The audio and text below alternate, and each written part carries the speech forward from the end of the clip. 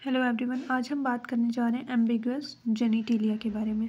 ठीक है, तो सबसे पहले हमेशा की तरह हम क्या देखेंगे कि कौन से टर्म्स यहाँ पर यूज़ हुए हैं। तो एम्बिगुअस का मतलब होता है कंफ्यूजिंग। ठीक है, जो समझ में ना आए या फिर क्लियर ना हो, अनक्लियर। ठीक है, या फिर ये भी कह सकते हैं समथिंग इन बिटवीन, यानी कि क्लियर नहीं है, इस पार या उस पार नहीं है, कुछ बीच का है।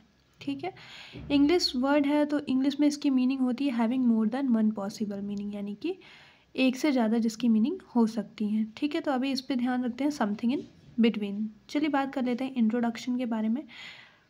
तो एम्बिगुअस जेनिटेलिया का क्या मतलब हमने देखा, कंफ्यूजिंग या अनक्लियर है या समथिंग इन बिटवीन है। इंट्रोडक्शन की बात कर लेते हैं।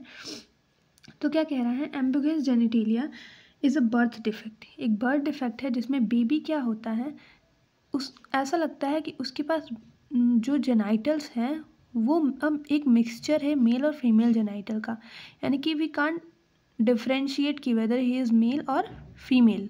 ठीक है, ये गर्ल्स के या बॉयज़ के केस में, दोनों के केस में देखने के लिए मिल सकता है। हम मतलब ट्रूली डिफाइन नहीं कर सकते कि बच्चा मेल है या फीमेल है। ठीक है, जैसे कि फॉर एग्जांपल क्या लिखा हुआ है कि जो बच्चा होगा हो सकता है उसके पास दोनों ही चीज़ें प्रेजेंट हो, यानी कि वल्वा जो कि फीमेल जेनाइटल होता है और टेस्टिकल जो कि मेल जेनाइटल का पार्ट होता है। ठीक है, अब देखते हैं इंसिडेंस क्या है, यानी कि अकरेंस रेट क्या है हमारे यहाँ। तो ये देखो आप, ये कंडीशन अप्रॉक्सीमेटली 1 होती है, यानी कि अगर 4500 लाइव बर्थ हो रहे हैं तो उसमें एक बच्चे में ये कंडीशन देखने के लिए मिल सकती है। ठीक है, डेफिनेशन की बात कर लेते हैं हम। तो डेफिनेशन में क्या लिखा हुआ है, birth defect of the sex organ that make it unclear whether an affected newborn is a girl or a boy is known as ambiguous genitalia, यानी कि जो बच्चा है जिसका बर्थ हुआ है उसके सेक्स ऑर्गन में हम डिफरेंशिएट नहीं कर पा रहे हैं, हम कंफ्यूजन में है या अनक्लियर है उस चीज़ को लेकर वेदर ही इज़ गर्ल और सी इज़ गर्ल और बॉय। ठीक है, तो उसको हम क्या कह देते हैं, एम्बिगुअस जेनिटेलिया कह देते हैं। अब आप देखो, हम टाइप्स की बात कर लेते हैं। ठीक है, टाइप्स की बात करेंगे। देखो हम टाइप्स की बात कर लेते हैं तो मेनली 3 तरह का देखते हैं सिंपली हम लोग। ये क्या होता है, बेबी जो है उसमें क्या प्रेजेंट होगा, ओवरी और टेस्टिकल दोनों ही प्रेजेंट होंगे, लेकिन जो एक्सटर्नल जेनाइटल होगा वो क्लियरली डिफाइन नहीं होगा कि वो मेल का है या फीमेल का है। ठीक है, अब आप ये देखो, बेबी जो है उसके पास ओवरीज और पेनिस लाइक स्ट्रक्चर है या फैलस कह देते हैं। ठीक है, यानी कि ओवरी के साथ, ओवरी मेनली क्या है हमारा फीमेल का प्राइमरी ऑर्गन है, और प्लस पेनिस लाइक स्ट्रक्चर जो एक्सटर्नल एक्सेसरी ऑर्गन होता है मेल का वो है, और या फिर फैलस होगा बेबी के अंदर। ठीक है, अब ये देखो थर्ड केस में क्या हो रहा है, बेबी जो है वो उसमें अनडिसेंडेड टेस्टिस है, यानी कि क्रिप्टोर्किडिज्म के बारे में पढ़ा था, तो यानी कि बेबी के पास अनडिसेंडेड टेस्टिस है, एक्सटर्नल फीमेल जेनाइटल, यानी कि टेस्टिस के साथ साथ क्या प्रेजेंट है हमारा, फीमेल जेनाइटल प्रेजेंट है, उसमें वल्वा भी देखने के लिए हमें मिल रहा है। हम डायग्राम देख लेते हैं, उससे थोड़ा और क्लियर हो जाएगा। अब ये देखो हमने ये क्या किया है, ये एक नॉर्मल फीमेल है, नॉर्मल फीमेल जेनाइटल को दिखाया हमने। ठीक है, और ये क्या है, एक नॉर्मल मेल है। ठीक है, अब इसके बीच का कोई भी अगर जेनाइटल ऑर्गन हमें देखने के लिए XYZ, इससे भी ज़्यादा प्रकार के हो सकते हैं, पर हमने सिंपली क्लासिफाई किया है। एक क्लासिफिकेशन और हम पढ़ते हैं जैसे स्यूडो हर्माफ्रोडाइट, ट्रू हर्माफ्रोडाइट। तो अगर उसकी नीड आपको होगी तो आप जरूर कमेंट सेक्शन में मेंशन करिएगा, मैं वो भी क्लासिफिकेशन फर्दर अपलोड कर दूँगी उसकी वीडियो। ठीक है, आप ये देख लो। ठीक है, ये नॉर्मल है फीमेल और ये नॉर्मल मेल का जेनाइटल हमने दिखाया है। इसके बीच में अगर कुछ भी मिलता है, यानी कि इसके अलावे अगर हमें कोई भी जेनाइटल ऑर्गन या फिर कोई भी अदर स्ट्रक्चर देखने के लिए मिलता है तो हम उसको एम्बिगुअस जेनिटेलिया के अंदर रख देते हैं। ठीक है, जैसे आप देखो ये क्लाइटोरिस वाला पार्ट क्या हुआ है, बहुत बड़ा हो गया है, और यहाँ पे देखो आपका, यानी कि अब यहाँ पे क्या होता है कि हो सकता है कि आपके यहाँ पे जो लेबिया मेजोरा लेबिया माइनोरा वाला रीजन है, लेबिया मेजोरा वाला रीजन में टेस्टिकल भी प्रेजेंट हो सकते हैं। यहाँ पे भी सेम केस होगा। यहाँ पे देखिए क्लाइटोरिस एबनॉर्मल ग्रोथ हुई है और ये एक्सटेंड हो गया है, मे भी यहाँ पे टेस्टिस भी प्रेजेंट हो। ठीक है, तो ये कुछ इस तरह से, अभी ये थोड़े से एग्जाम्पल हैं, इसके अलावा भी डिफ्रेंशिएशन हमें देखने के लिए मिल सकता है, डिफरेंट तरह के भी ऑर्गन हमें देखने के लिए मिल सकते हैं other than normal male and female genital organ. तो उसको हम क्लासीफाई करेंगे एज अ एम्बिगुअस जेनिटेलिया। अब हम बात कर लेते हैं इटियोलॉजी या कॉज के बारे में। तो सबसे पहले क्या दे रखा है, एंड्रोजन इनसेंसिटिव सिंड्रोम।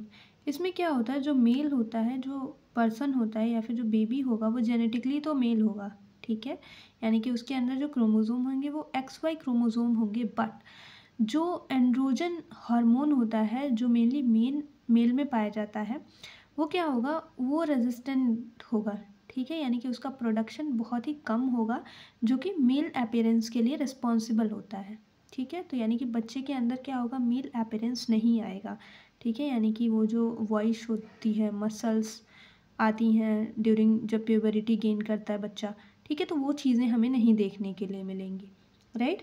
अब सेकेंड बात कर लेते हैं हम, क्या कॉन्जेनाइटल एड्रेनल हाइपरप्लेसिया, ठीक है, तो इसको और किस नाम से जानते हैं, एंड्रोजेनाइटल सिंड्रोम के नाम से जानते हैं या फिर 21 हाइड्रोलेज डिफिशियंसी के नाम से जानते हैं, ठीक है। इसमें क्या होगा कि अगर मान लीजिए बच्चा बहुत ज़्यादा एक्सेसिव, जैसे कि फीमेल है, ठीक है, और वो उसको बहुत ज़्यादा एक्सपोजर मिल गया एंड्रोजन हार्मोन का, ठीक है, तो वो क्या कर लेगी, कुछ मेल जो फिजिकल अपीयरेंस होगा उसको गेन कर लेगी, या फिर जो मेल कैरेक्टर होगा वो उसके अंदर हमें देखने के लिए मिलेगा, तो उसको हम क्या बोलते हैं, कॉन्जेनाइटल एड्रेनल हाइपरप्लेसिया, ठीक है। अब ये एंड्रोजन एक्सेसिव एंड्रोजन का एक्सपोजर कैसे होगा, तो हो सकता है उनकी मदर ने एक्सेसिव अमाउंट में कोई ड्रग लिया हो जिसमें एंड्रोजन की प्रेजेंस हो, या फिर कोई केमिकल एक्सपोजर हुआ हो उनका जिसमें एंड्रोजन की प्रेजेंस देखने के लिए मिली हो, तो इसकी वजह से भी ये हो सकता है। अब सेक्स क्रोमोसोम डिसऑर्डर्स की बात कर लेते हैं, तो इसमें सबसे पहला हमारा मोज़ेक क्रोमोसोम होता है, ठीक है। इसमें देखिए आराम से, देखो यहाँ पे क्या लिखा हुआ, instead of having either XX और XY sex chromosome a baby may have mixture of both, यानी कि नॉर्मली अगर फीमेल होती है तो उसमें X होता है, और एक बॉय होगा, बॉय बेबी होगा तो उसमें क्या होगा, क्रोमोसोम XY सेक्स क्रोमोसोम होगा, but in case of ambiguous genitalia हमें दोनों का मिक्सचर देखने के लिए मिलेगा। जैसे इसमें 3 कैटेगरी हो सकती हैं, हो सकता है कि कोई स्पेसिफिक जीन हो वाई क्रोमोसोम पे, वो क्या हो, वो हमारा इनएक्टिव हो, ठीक है। आपको ये तो पता होगा ना कि एक्स क्रोमोसोम पे हमारे 1000 जीन्स पाए जाते हैं, ठीक है, और वाई क्रोमोसोम्स पे नियरली 80 जीन्स पाए जाते हैं। तो हो सकता है कोई स्पेसिफिक जो जीन जो कि वाई क्रोमोसोम पे प्रेजेंट होता है वो इनएक्टिव हो, ठीक है। तो यानी कि जो मेल कैरेक्टर होंगे वो कुछ ना कुछ दबे हुए होंगे या फिर हमको अपीयर नहीं होंगे, ठीक है। या फिर ये सेकेंड केस क्या हो सकता है, one of the X chromosome may be inactive, यानी कि हो सकता है कि एक्स के प्रेजेंस में एक एक्स क्रोमोसोम इनएक्टिव हो पूरी तरह, यानी कि उसके कोई भी जीन फंक्शनल ना हो। थर्ड केस में हम बात कर लेते हैं कि one of the X chromosome may have a tiny Y segment attach to it, यानी कि जब मान लीजिए कि क्या होता है म्यूटेशन के केस में, यानी कि हमारा क्या हो गया, म्यूटेशन कह सकते हैं या फिर इसको मियोसिस माइटोसिस से जोड़ के देख सकते हैं कि जब हमारा क्या हो रहा था, डिफ्रेंशिएशन, या फिर हम ये कह सकते हैं कि क्रोमोसोम का एक्सचेंज हो रहा था, उस केस में क्या हो गया, एक्स क्रोमोसोम के पास जो वाई क्रोमोसोम का एक छोटा सा सेगमेंट रह गया है, इसकी वजह से कोई बच्ची है उसके अंदर हमें जो मेल के कैरेक्टर हैं वो दिखाई पड़ेंगे, ठीक है। तो ये 3 केसेस की बात कर ली हमने, किसमें, मोज़ेक क्रोमोसोम में, ठीक है, यानी कि XX XY की जगह क्या होगा, मिक्सचर ऑफ बोथ पाए जाएंगे, ठीक है, या फिर हो सकता है X या Y के क्रोमोसोम के कुछ जीन इनएक्टिव देखने के लिए मिले हमें इस केस में, ठीक है। फिर नेक्स्ट बात करते हैं कि और क्या कॉज होता है, तो मटेरियल फैक्टर हो सकता है, मतलब क्या कि कोई एंड्रोजन सिक्रीटिंग ट्यूमर हो मदर के अंदर ड्यूरिंग द प्रेगनेंसी, तो भी ये चीज़ें हार्म कर सकती हैं या फिर लीड कर सकती हैं एम्बिगुअस जेनिटेलिया को, ठीक है। अब बात कर लेते हैं साइन एंड सिम्टम्स या फिर क्लिनिकल मैनिफेस्टेशन के बारे में। आप ये देखो, साइन एंड सिम्टम्स क्या दिखेंगे, मे बी हमने जब क्रोमोसोम में स्टडी करेंगे तो क्या होगा, बेबी जो जेनेटिकली हमें फीमेल दिख रही है जिसके पास 2 एक्स क्रोमोसोम है, हो सकता है उसके पास वाई क्रोमोसोम का टाइनी स्ट्रक्चर चला गया हो ड्यूरिंग द मियोसिस या माइटोसिस, ठीक है। फिर ये एन इनलार्ज्ड क्लाइटोरिस देखने के लिए मिलेगा, यानी कि स्मॉल पेनिस की तरह वो दिखेगा जो हमारा क्लाइटोरिस होगा इन केस ऑफ फीमेल। अगर मतलब फीमेल का जो वल्वा होता है तो जो क्लिट प्रेजेंट होती है, क्लाइटोरिस होती है, वो रिजेंबल करेगी पेनिस लाइक स्ट्रक्चर। क्लोज लेबिया, यानी कि लेबिया जो हमारा होगा वो क्लोज दिखेगा, या फिर that include folds and resemble scrotum, यानी कि हो सकता है कि लेबिया हमारा अभी हमने दिखाया आपको कि वो हो सकता है कि कैसा बन जाए, इस तरह का कोई स्ट्रक्चर बन जाए और वो स्क्रोटम की तरह रिजेंबल करे, उसमें हो सकता है टेस्टिस भी हमारे प्रेजेंट हो। ठीक है, फिर next lumps that feel like testis in fuse लेबिया, यानी कि जो लेबिया होगा वो फ्यूज होगा और हो सकता है उसमें कुछ लंप हो जो कि फील हो कि टेस्टिस प्रेजेंट है। जैसे बेबीज हु जेनेटिकली मेल, यानी कि विथ 1 क्रोमोसोम, उनके साथ भी ऐसा हो सकता है। हाइपोस्पाडियास देखने के लिए मिल सकता है हमें। एबनॉर्मली स्मॉल पेनिस देखने के लिए मिल सकता है with the urethral opening closer to scrotum. ठीक है, नेक्स्ट हमें अनडिसेंडेड टेस्टिस देखने के लिए मिल सकता है as a sign and symptom.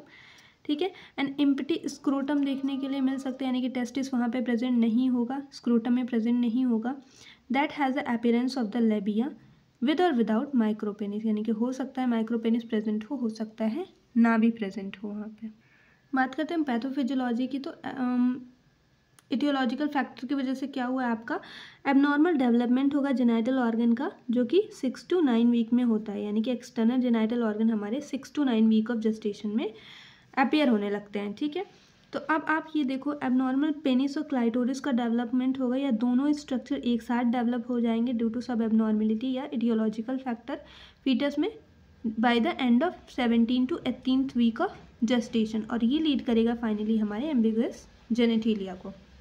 Complication की बात कर लेते हैं कि ऐसे बेबीज़ के साथ कॉम्प्लिकेशन क्या हो सकती है। तो इनफर्टिलिटी, यानी कि जब जेनाइटल ऑर्गन है प्रॉब्लम कर रहे हैं तो वहाँ पे इनफर्टिलिटी का केस देखने के लिए मिलेगा। ठीक है, प्रॉब्लम विद सेक्सुअल फंक्शनिंग, यानी कि बच्चा जब एडल्ट होगा तो उसकी सेक्सुअल फंक्शनिंग एबनॉर्मल होगी या फिर उसको प्रॉब्लम आएगी। और सबसे बड़ी चीज़ होती है सोसाइटल इनसिक्योरिटी। ठीक है, वो अपना जेंडर ही आइडेंटिफाई नहीं कर पाएगा। मान लीजिए किसी बच्चे का एक्सटर्नल जेनाइटल तो मेल का है और लेकिन अंदर उसके ओवरीज प्रेजेंट है या ओवरीज प्रेजेंट है, उसके अंदर एस्ट्रोजन या प्रोजेस्टेरॉन का सिक्रीशन हो रहा है, तो वो गर्ल्स की तरह तो बिहेव करेगा, बाहर के जेनाइटल ऑर्गन भले ही फीमेल के हों। ठीक है, ऐसे ही ये वाइस वर्सा भी हो सकता है बाहर का जेनाइटल ऑर्गन हमारे मेल का है और अंदर क्या प्रेजेंट है, हमारे ओवरीज प्रेजेंट है, एस्ट्रोजन प्रोजेस्टेरॉन सिक्रीट हो रहा है। हो सकता है कि बाहर का जेनाइटल ऑर्गन हमारे फीमेल का है बट जो लेबिया है फ्यूज्ड है और उसके अंदर टेस्टिस प्रेजेंट है, यानी कि हमारे किसका सिक्रीशन होगा, एंड्रोजन का सिक्रीशन होगा। ठीक है, तो वो मेल लाइक बिहेवियर को शो करेगी बच्ची जो होगी। ठीक है, तो बच्चे खुद भी कंफ्यूज रहेंगे कि वो अपनी जेंडर आइडेंटिटी नहीं कर पाएंगे। डायग्नोसिस के लिए हम क्या क्या करा सकते हैं, तो history taking, physical examination, USG करा सकते हैं, अल्ट्रासोनोग्राफी, एक्सरे, हार्मोनल एसे, जेनाइटोग्राफी करा सकते हैं, एमआरआई, सिटी स्कैन, लेप्रोस्कोपी या लेप्रोटॉमी करा सकते हैं, सीरम इलेक्ट्रोलाइट टेस्ट करा सकते हैं। ठीक है, बात करते हैं हम मैनेजमेंट की। देखिए, सबसे पहले पेरेंटल काउंसलिंग करेंगे क्योंकि पेरेंट्स को समझाना बहुत ही डिफ़िकल्ट हो जाता है इस केस में। तो पेरेंटल काउंसलिंग, फिर हार्मोनल थेरेपी हम दे सकते हैं बच्चे को। सर्जिकल मैनेजमेंट पे हम क्या कर लेंगे, ओवरली अगर लार्ज क्लाइटोरिस हो गया, पेनिस लाइक दिखने लग रहा है तो हम उसको ट्रिम कर सकते हैं। फ्यूज्ड वल्वा है, वल्वा को सेपरेट आउट कर सकते हैं। डिसेंडेड टेस्टिकल है तो उसको फिर से रिलोकेट करते हैं स्क्रोटम में। ठीक है।